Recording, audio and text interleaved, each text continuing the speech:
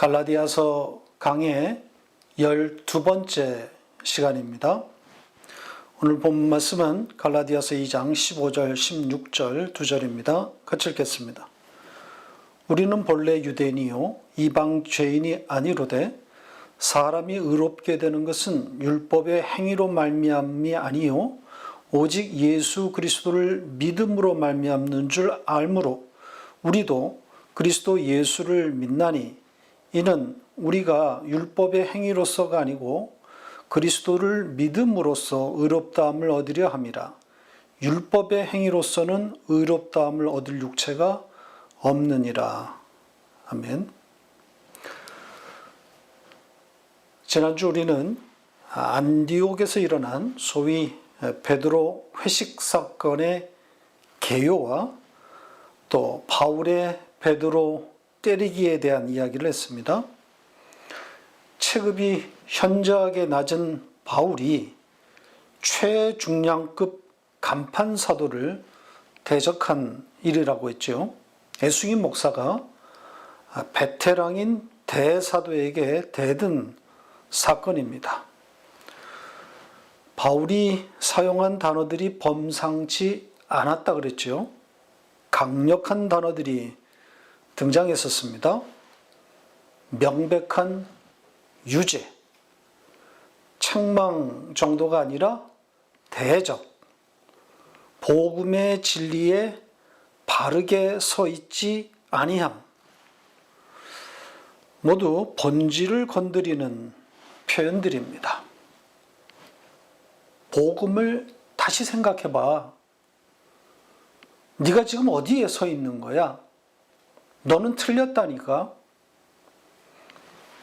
하기 어려운 말들인데 베드로의 얼굴을 향해, 그것도 모든 사람들이 보는 데서 이런 말들을 뱉어낸 겁니다. 미치지 않고는 이럴 수가 없는 거죠. 이성을 잃었다고 할 수도 있을 겁니다. 바울의 복음 사수를 향한 치열하고 절박한 심정을 엿볼 수 있습니다. 베드로 개인을 향한 공격이 아니라 유사복음의 문제를 예루살렘에 던지기 위한 발버둥이라 볼 수 있습니다. 공론화시키기 위해서 안간힘을 쓰고 있는 겁니다. 오늘 본문은 지난주에 이어지는 내용입니다. 바울의 관심사, 즉 율법의 문제를 다루고 있는 내용입니다. 마지막 21절까지 다 보기는 어렵고 나누어서 오늘은 15절, 16절, 2절만 다루도록 하겠습니다. 제목을 붙인다면 복음과 율법 혹은 은혜와 율법이라 할 수 있는 내용입니다. 그러니까 정말 중요한 내용인 거죠. 오늘날 기독교가 겪고 있는 문제이기도 합니다. 지난주에도 소개해드렸지만 마이클 홀튼이 현대 기독교를 그리스도 없는 기독교라 진단하면서 그것은 복음과 율법을 혼동하고 있기 때문이다, 이렇게 말합니다. 복음을 버리고 율법으로 돌아갔다는 겁니다. 저도 전적으로 동의합니다. 율법주의로의 회귀인 거죠. 율법주의가 그만큼 매력적이란 말이죠. 인간의 죄성을 기가 막히게 자극해서 그리스도를 버리지 않으면서도 자기 자신의 의를 챙기는 장치란 말입니다. 하나님의 법을 잘 지켜내면 어떻게 되겠어요? 우선 높은 수준의 도덕적인 사람이 되니까 세상이 칭찬하겠죠. 자기 의를 챙길 수 있게 됩니다. 법을 지킨다는 것은 예배와 경건 생활에 힘을 쏟는다는 의미도 되는 거죠. 하나님을 감동시키는 열심을 내는 겁니다. 그러니 여기서도 자기 의가 발생합니다. 기특한 내가 되는 거죠. 거기에다 기복주의 혹은 번영신학은 이 현세의 복이라고 하는 보너스까지 얹혀줍니다. 법을 지키면 이 땅에서 형통한다고 가르치는 거죠. 그러니 율법주의로 안 넘어갈 재간이 없는 겁니다. 법을 지켜서 하나님에게는 기특한 인간이 되고 사람들에게는 칭찬을 받으니 자기 의를 챙겨서 좋고 거기에다 형통의 복까지 약속받으니 이 얼마나 좋습니까? 여기에 다 넘어간 겁니다. 현 기독교는 주구장창 이 이야기만 하고 있었던 겁니다. 그리고 이걸 복음이라고 가르쳐 온 거죠. 예수를 믿으면 이렇게 좋은 일이 생긴다고 말해 온 것 아닙니까? 예수라는 단어는 쓰고 있는데 정작 그 예수는 교회 어디에도 없습니다. 그리스도 없는 기독교라니까요. 도무지 예수를 배워본 적이 없어요. 예수가 가져다 준 삼박자 복만 들어와 있는 겁니다. 법만 잘 지키면 이렇게 대박이 난다고 배워온 겁니다. 그 법이라는 것도 사실 들여다보면 아주 단순화시켜가지고 생명으로 예배하고 또 돈을 꿔서라도 헌금하라는 식입니다. 예배와 새벽기도 등에 목숨 걸고 헌금에 인색하지 않으면 되는 거죠. 이 단순화된 법을 지키도록 세뇌해온 겁니다. 율법에다 가두어 버린 거죠.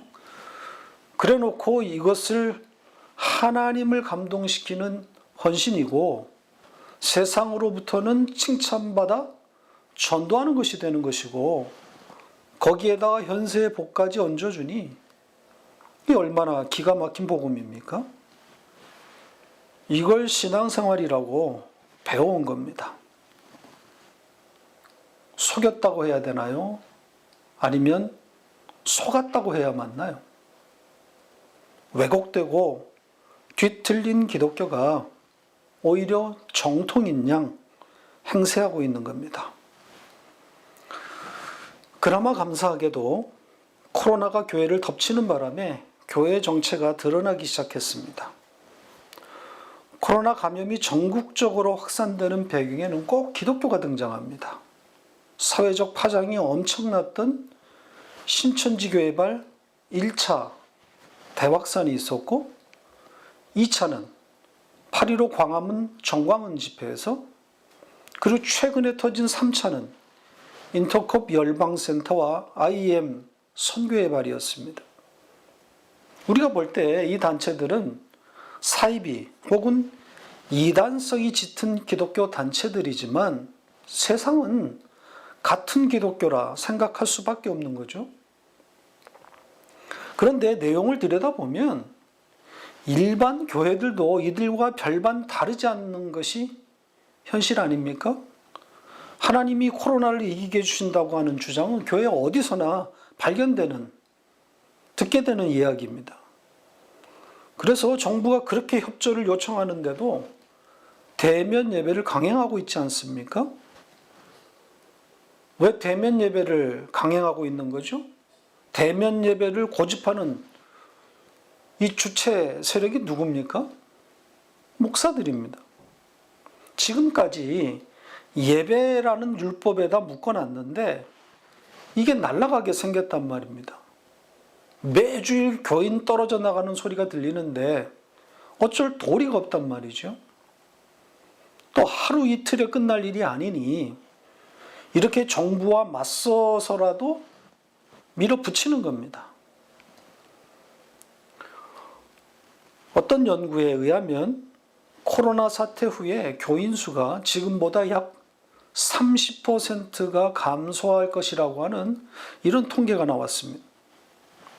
제 개인적인 의견으로는 이 수치는 상당히 보수적인 것이라 생각합니다. 더 떨어질 겁니다. 교회에 대한 사회의 분노가 너무 큽니다. 코로나로 모두들 다 예민한 상태인데 집단 감염이 기독교 단체에서 연이어 터지는 바람에 기독교는 공공의 적이 되어버렸습니다. 교회 다닌다는 말이 부끄러울 정도가 되었단 말이죠. 제가 어렸을 때, 그러니까 약 50년 전 이야기인데, 예배당에 갈 때 성경 찬송가를 숨기고 다니고, 또 학교에서 점심을 먹을 때 제대로 식기도도 하지 못하고 밥 먹었습니다. 창피해서요. 한 반에 약 60명 정도 되는데 교회 다니는 사람은 한두 명 정도였으니까. 그러니 웬만한 용기가 아니면 식사기도 못했습니다. 그래도 식사기도를 하지 않을 수는 없으니까 고개도 못 숙이고 그냥 슬쩍 한 1초 정도만 눈 감고 잽싸게 속으로 감사합니다 하고 기도를 끝내는 거죠. 자, 이런 시대가 다시 올지도 모릅니다. 코로나에 발가벗겨진 교회의 실체를 세상이 다 봐버렸어요. 대량으로 교회 탈출이 일어날 겁니다. 세상이 교회를 이렇게 씹고 있는 데다가 내부적으로는, 교회 내부적으로는 더 큰 문제에 봉착해 있습니다. 코로나로 인해서 내부에 혼란이 생긴 거죠. 이제까지 배워온 하나님과 코로나에서 맞닥뜨린 하나님이 일치하지 않는 겁니다. 이게 가장 큰 문제인 거죠. 사상적으로 흔들리고 있는 겁니다. 본질이 흔들리고 있습니다. 이 코로나라고 하는 사상 초유의 상황을 맞고 있는데 좋으신 하나님이 도대체 아무 일도 하지 않는 이런 현실이 되었단 말이죠. 예배도 지켜주지 않고 감염에서도 지켜주지도 않고 이상한 거죠. 치명적입니다. 납득할 만한 설명을 내놓지 않는 한 교인들의 탈출을 막을 수 없습니다. 뇌가 작동하는 사람이라면 의심이 안 들겠냐고요. 목사의 혹세무민에 넘어가기가 쉽지 않은 상황이 오고 있는 겁니다.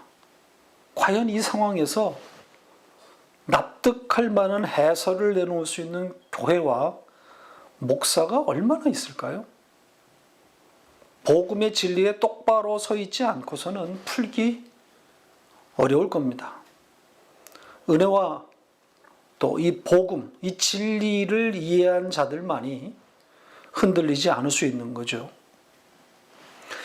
저는 교회 연구가나 컨설팅을 전문으로 하는 사람은 아니지만 코로나 이후 교회는 두 가지 방향에서 생존 전략을 들고 나올 것이라 그렇게 진단합니다. 하나는 강력한 신비주의 경향입니다. 신비는 단시간에 위기를 돌파할 수 있는 강력한 무기입니다. 신기를 가진 무당 앞에서는 꼼짝 못하기 때문입니다. 다시 교회에서 구판이 벌어지는 거죠. 다른 하나는 역발상일 수 있는데 더 강력하게 율법주의에 기대는 겁니다. 차마 구판을 벌일 수는 없다고 생각하는 이들이 아마 이 길을 택하게 될 겁니다. 예배 부흥과 또 순교적 희생을 요구하면서 교회의 핵심 세력을 겨냥하게 될 겁니다. 회개를 촉구하겠죠. 이 코로나를 허락하실 뿐 아니라 그 처참함에서 건져주시지 않은 것을 교회의 타락 혹은 세속화 때문이라고 몰아붙이면서 예배의 부흥 혹은 회개, 자, 이걸 외치게 될 겁니다. 그래서 하나님을 다시 불러오겠다는 거죠. 책임을 인간에게 돌리는 겁니다. 우리가 회개해야 하나님이 다시 일한다는 겁니다. 제가 마치 교회 살 길을 제시한 것처럼 되었는데요. 잘 들어보시면 교회에 희망이 없다는 이야기를 하고 있는 겁니다. 그만큼 오늘날의 교회가 복음의 진리에 서 있지 않다는 이야기를 하고 있는 겁니다. 복음에 서 있는 교회를 찾아보기 어렵습니다. 들을 게 있는 분들은 들으시기 바랍니다. 거기서 빠져나오라는 겁니다. 교회라는 울타리가 구원을 주는 것이 아닙니다. 오히려 그 울타리를 넘어야 구원이 보일 수 있습니다. 엉뚱하게 회복운동, 회개운동 이런 것들이 본물 터지듯 나오겠지만 다 율법주의의 그 유사범의 한계를 넘지 못할 겁니다. 또다시 혹세무민에 당하게 될 겁니다. 그럼에도 우리는 외쳐야 합니다. 왜냐하면 그 안에 하나님의 택한 백성이 있을 수 있기 때문입니다. 코로나는 바로 그 사람, 그 한 영혼 때문에 일어난 일입니다. 복음을 들으라는 겁니다. 듣고 살아나라는 거죠. 자, 이 정도 하고 오늘 본문으로 돌아가겠습니다. 15절을 보겠는데요. 이 15절이 보여주고 있는 것은 바울이 유대교회를 향해 던지는 메시지입니다. 이어지는 3장부터는 명확하게 이방인 교회인 갈라디아 교회를 향해서 메시지를 던지고 있는데 반해서 오늘 본문과 2장의 마지막 부분은 베드로를 비롯한 유대교회가 들어야 할 내용이라는 겁니다. 이 15절에서 특이한 표현은 이방인을 이방죄인이라고 한 표현입니다. 문자적으로만 보면 이방인의 사도가 스스로 이방인을 폄하하고 있는 셈인 거죠. 왜 이런 표현이 등장했을까요? 유대주의 입장을 대변한 것이라고 봐야 되는 거죠. 그러니까 우리 유대인은 이방인을 상종하지 말아야 할 그런 죄인들로 보고 있다. 그런 의미가 담겨 있는 겁니다. 문자적으로는 유대주의의 우월감을 썼지만 의미로는 유대주의의 잘못된 선민의식을 담아놓은 겁니다. 하나님 앞에서 똑같은 죄인인 주제가 누구더러 죄인이라 하냐 이런 뜻입니다. 틀려먹었다는 거죠. 아마도 이 이방 죄인이라고 하는 표현은 베드로에게 아주 아픈 지점이었을 겁니다. 이 회식 사건 일어나기 얼마 전에 베드로는 이방인인 고넬료와의 만남이 있었고 그 자리에서 베드로가 이런 말을 했습니다. 보시죠. 자, 사도행전 10장 25절로 29절입니다. 같이 읽겠습니다. 마침 베드로가 들어올 때 고넬료가 맞아 발 앞에 엎드리어 절하니 베드로가 이렇게 이르되 일어서라 나도 이라 하고 더불어 말하며 들어가 여러 사람이 모인 것을 보고 이르되 유대인으로서 이방인과 교제하며 가까이 하는 것이 위법인 줄을 너희도 알거니와 하나님께서 내게 지시하사 아무도 속되다 하거나 깨끗하지 않다 하지 말라 하시기로 부름을 사용하지 아니하고 왔노라. 묻노니 무슨 일로 나를 불렀느냐? 자, 율법과 전통이 위법이라 규정한 이방인과의 교제가 하나님의 지시에 의해서 옳지 않다는 것임을 알았다는 거죠. 이런 경험을 가진 베드로가 야고보의 사람들 때문에 혼이 나가버린 겁니다.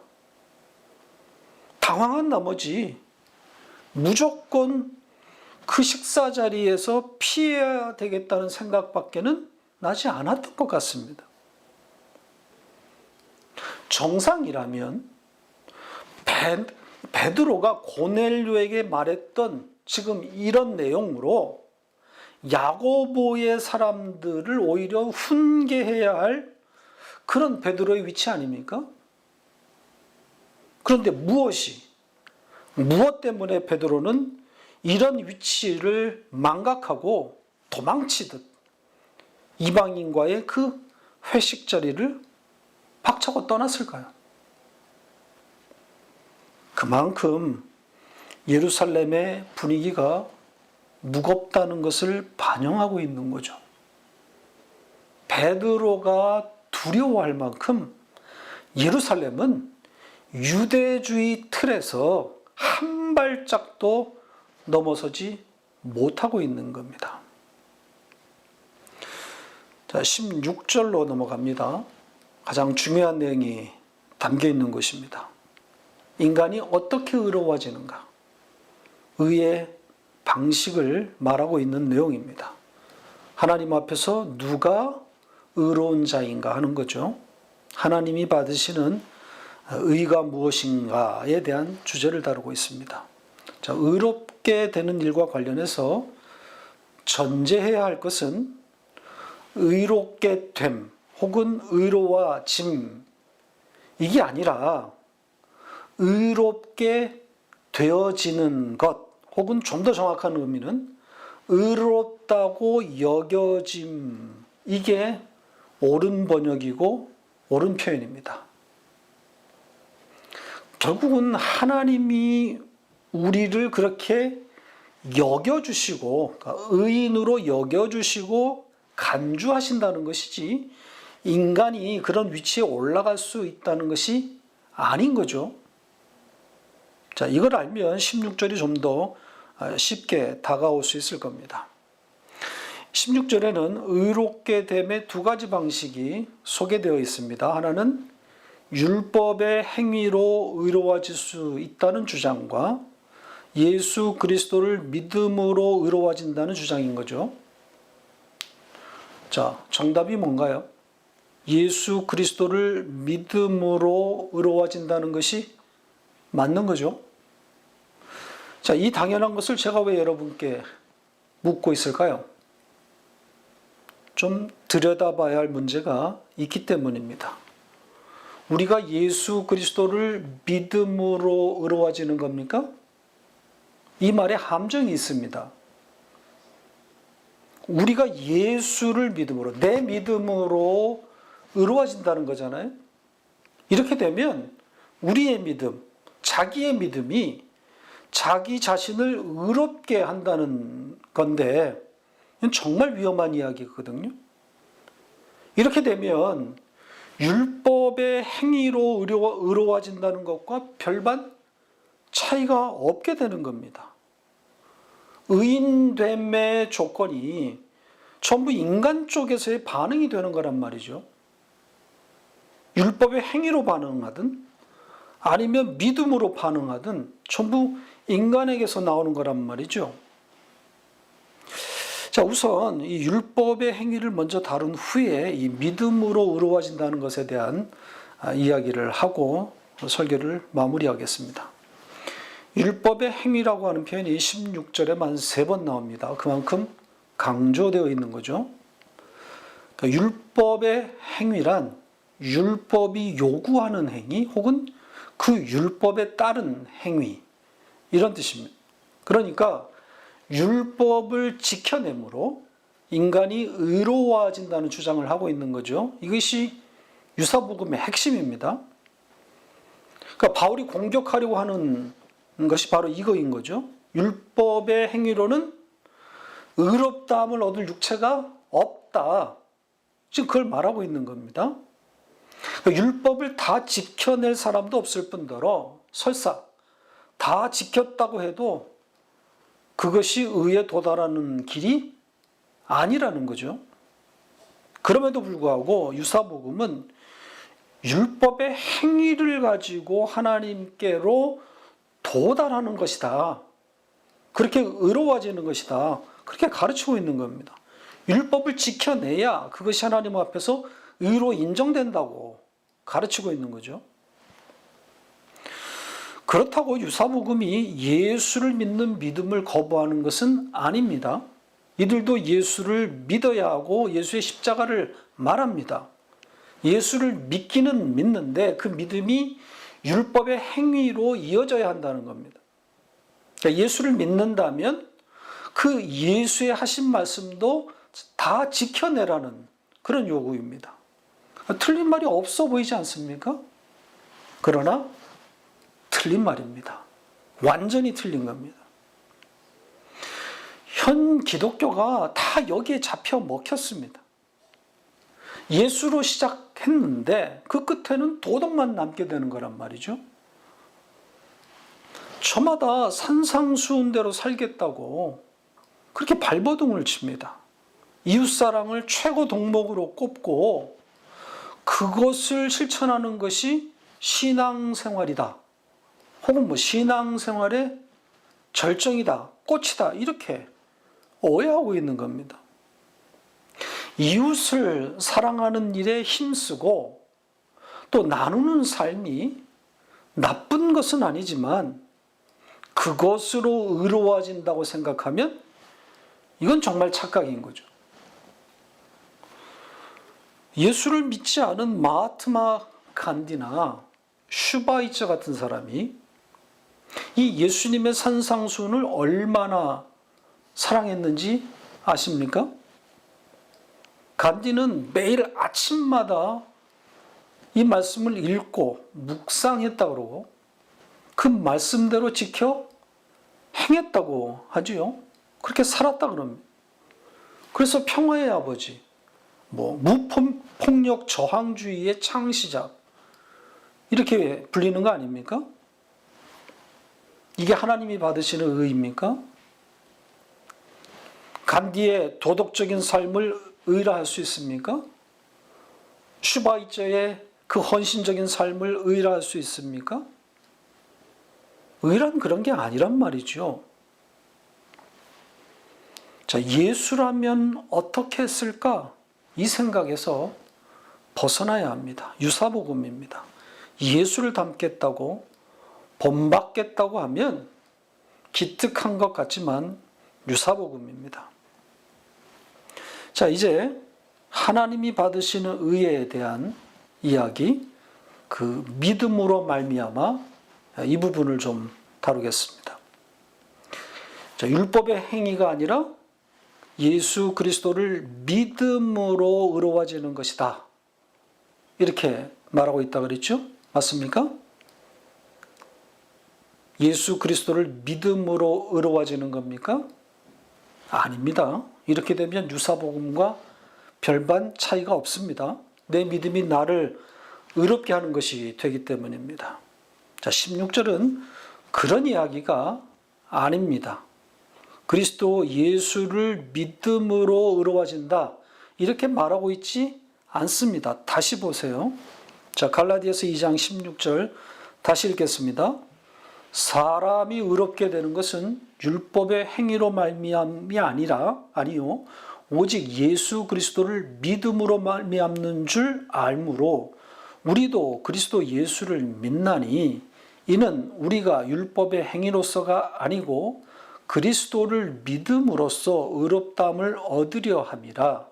율법의 행위로서는 의롭다함을 얻을 육체가 없느니라.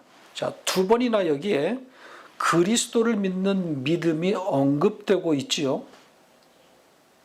자, 그러니까 예수 그리스도를 믿음으로 말미암아 의롭다함을 얻는다. 이렇게 분명히 되어 있기는 있어요. 근데 이게 왜 틀린 거죠?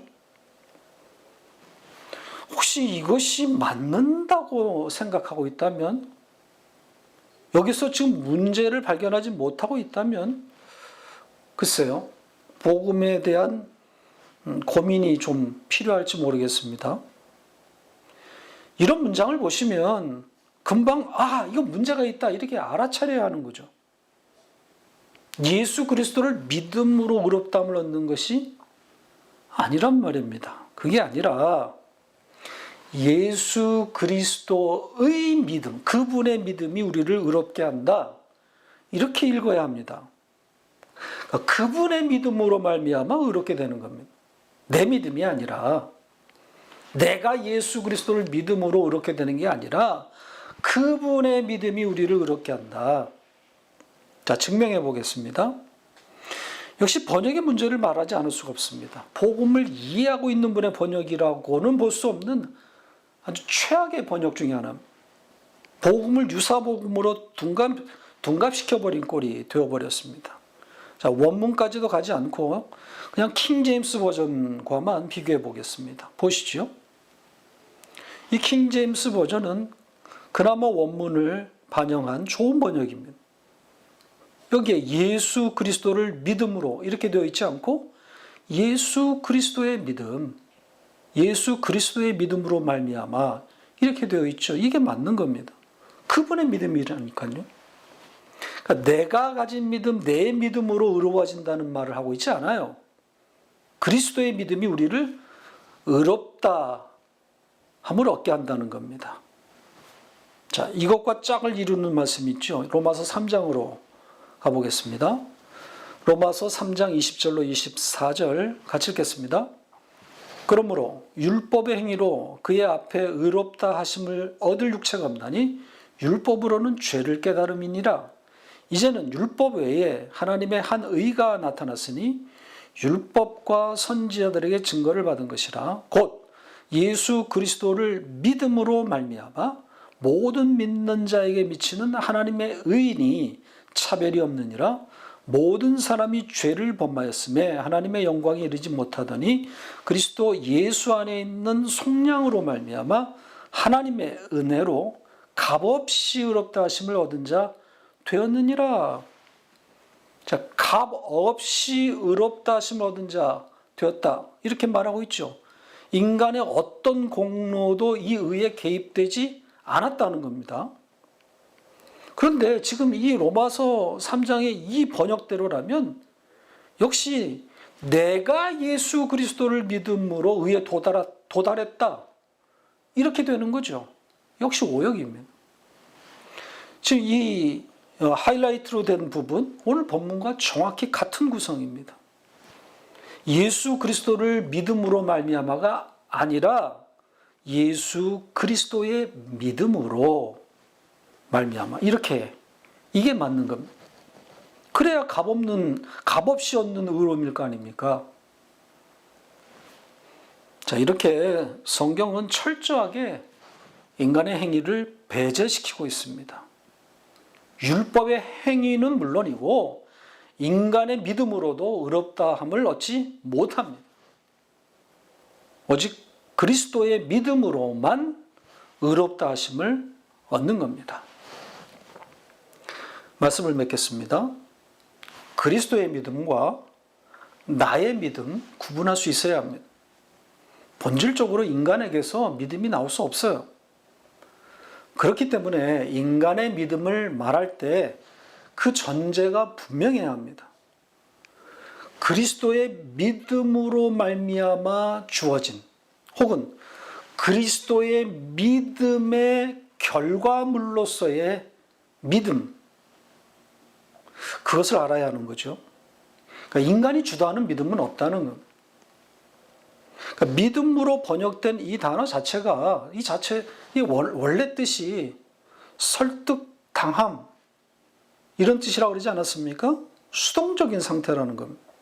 그러니까 하나님이 설득하시고 우리는 설득을 당하는 겁니다. 그렇게 설득당한 상태를 믿음이라 부르고 그 믿음을 하나님이 의로 여겨주신다. 이런 말입니다. 그러니까 인간의 공로는 하나도 없는 거죠. 하나님의 은혜만 남는 겁니다. 이게 복음입니다. 유사복음은 내가 하는 일, 우리가 할 일, 여기에 집중하다가 예수가 빠져버리게 되는 것이고 은혜의 복음은 하나님의 하신 일에 집중합니다. 그러니까 하나님을 찬송하게 되는 거죠. 하나님이 원하시는 것은 제사가 아니라 청종입니다. 하나님이 하신 일을 듣는 겁니다. 뭘 하려고 하기 전에 들어야 할 것을 듣고 있는 것에 집중해야 합니다. 그래서 신앙생활은 to do가 아니라 to be라고 말하고 있는 겁니다. 하나님이 하신 일에 집중하라는 거죠. 간증은 하나님의 하신 일을 강화하고 돋보이게 하는 양념 정도의 역할만 해야 하는 것인데, 주객이 전도되는 바람에 주관적인 하나님, 즉 자기의 상상 속에서의 그 이상한 하나님이 생산되고 있는 거예요. 내가 만난 하나님, 내게 일어난 일을 말하다 보니까 배가 산으로 올라가는 거죠. 성경에 그 하나님은 어느새 없어지고 내가 바라고 그리는 그 신만 덩그러니 남게 되는 거란 말입니다. 증거는 내게 일어난 일을 말하는 것이 아니라 하나님이 예수 그리스도를 통해 하신 일을 말하는 겁니다. 바울을 비롯한 사도들이 복음을 말하면서 자기들의 이야기를 간혹 섞는 것은 십자가를 자랑하기 위해, 그것을 돋보이게 하기 위한 거란 말이죠. 그러니까 거기까지인 거죠.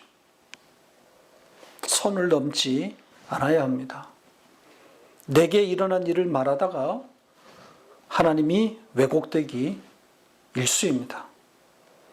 그러니까 하나님이 하신 일만 말해도 충분합니다. 아니, 그것만 말하세요. 설득은 성령께서 하실 것이기 때문입니다.